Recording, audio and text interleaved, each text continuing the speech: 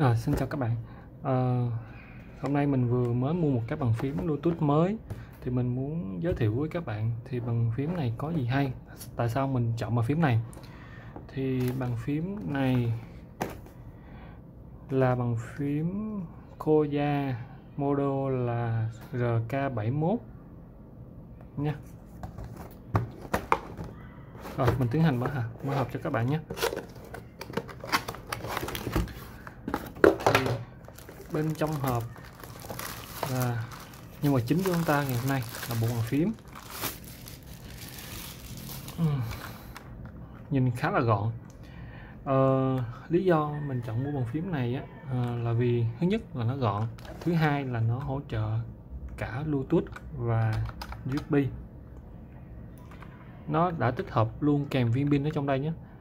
Thời gian sử dụng của nhà cung cấp nói là khoảng từ 7 tới 8 tiếng, rất là đủ, có thể là phù hợp cho các bạn văn phòng làm việc một ngày 8 tiếng hoặc làm một số game thủ chẳng hạn. Rồi bên trong hộp chúng ta có sách hướng dẫn sử dụng,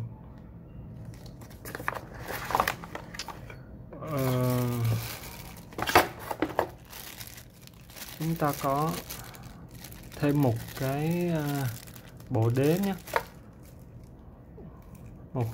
một cái dụng cụ lấy phím rời và một cổng cáp USB Type-C.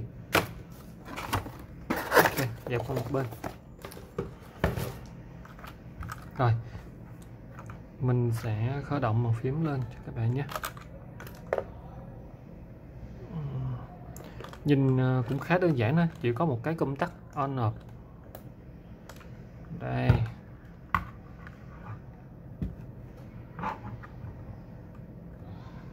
Đây là một bàn phím giả cơ, giá cũng rất là hợp lý, đến từ một nhà sản xuất Trung Quốc, có dung lượng pin khá là cao, hỗ trợ được kết nối không dây như Bluetooth. Rồi xin cảm ơn các bạn đã xem video này. Thì mình sẽ có một bài đánh giá chi tiết hơn sau khi sử dụng bàn phím này một thời gian dài. Rồi xin cảm ơn các bạn.